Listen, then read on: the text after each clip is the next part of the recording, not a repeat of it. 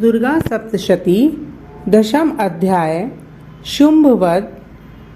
देवी माँ का इस प्रकार ध्यान करें।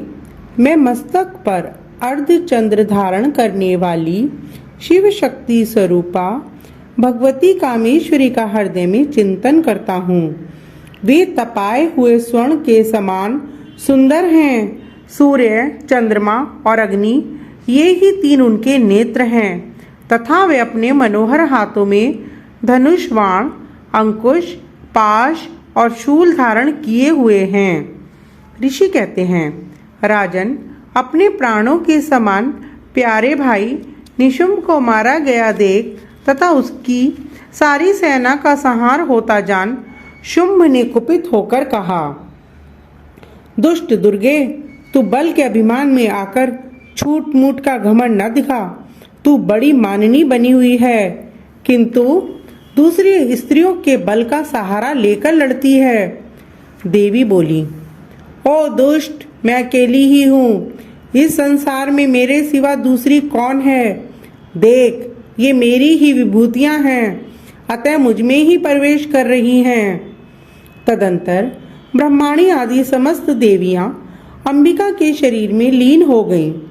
उस समय केवल अंबिका देवी ही रह गईं। देवी बोली, मैं अपनी ऐश्वर्य शक्ति से अनेक रूपों में यहाँ उपस्थित हुई थी।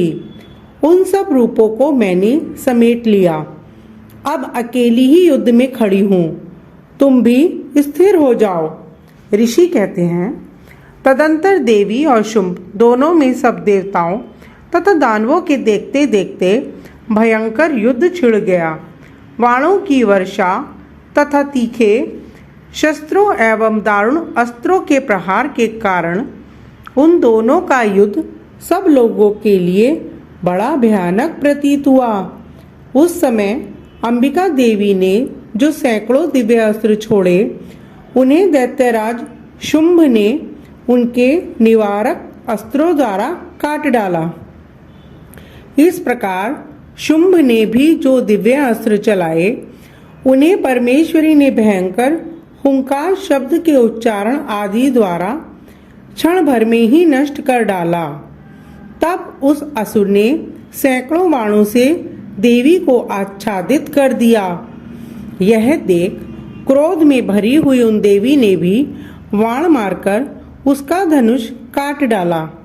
धनुष कट जाने पर फिर दैत्यराज ने शक्ति हाथ में ली, किंतु देवी ने चक्र से उसके हाथ की शक्ति को भी काट गिराया।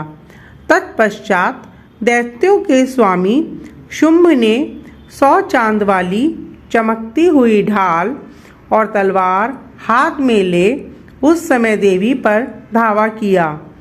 उसके आते ही चंडिका ने अपने धनुष से छोड़े हुए तीखे बाणों द्वारा उसकी सूर्य किरणों के समान उज्जवल ढाल और तलवार को तुरंत काट दिया। फिर उस दैत्य के घोड़े और सारथी मारे गए। धनुष तो पहले ही कट चुका था। अब उसने अंबिका को मारने के लिए उद्धत हो भयंकर मुदगर हाथ में लिया। उसे आते देख देवी ने अपने तीक्ष्ण बाणों से उसका मुदगर भी काट डाला। तिस पर भी वह असुर मुक्का तानकर बड़े वेग से देवी की ओर झपटा। उस दैत्यराज ने देवी की छाती में मुक्का मारा।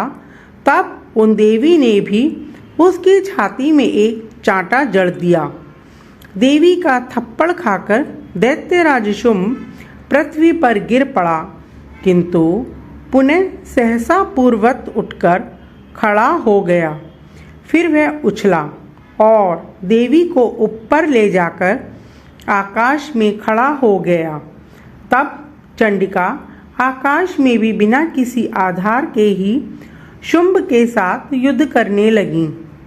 उस समय दैत्य और चंडिका आकाश में एक दूसरे से लड़ने लगे।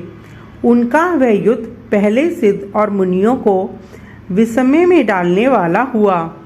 फिर अंबिका ने शुंभ के साथ बहुत देर तक युद्ध करने के पश्चात उसे उठाकर घुमाया और पृथ्वी पर पटक दिया। पटके जाने पर पृथ्वी पर आने के बाद वह दुष्टात्मा दैत्य पुनः चंडिका का वध करने के लिए उनकी ओर बड़े वेग से दौड़ा। तब समस्त दैत्यों के राजा शुंभ को अपनी ओर आते देख देवी ने त्रिशूल से उसकी छाती छेदकर उसे पृथ्वी पर गिरा दिया। देवी के शूल की धार से घायल होने पर उसके प्राण पखेरु उड़ गए और वह समुद्रों, द्वीपों तथा पर्वतों सहित समूची पृथ्वी को कंपाता हुआ भूमि पर गिर पड़ा। तदंतर उस दुरात्मा के मारे जाने पर संपूर्ण जगत प्रसन्न एवं पूर्ण स्वस्थ हो गया तथा आकाश स्वच्छ दिखाई देने लगा। पहले जो उत्पात सूचक मेघ और उल्कापात होते थे वे सब शांत हो गए तथा उस दैत्य के मारे जाने पर नदियां भी ठीक मार्ग से बहने लगीं। उस समय शुंभ की मृत्यु के बाद संपूर्ण देवताओं का हृदय हर्ष से भर गया और गंधर्वगण मधुर गीत गाने लगे। दूसरे गंधर्व बाजे बजाने लगे और अप्सराएं नाचने लगीं। पवित्र वायु बहने लगी। सूर्य की प्रभा उत्तम हो गई।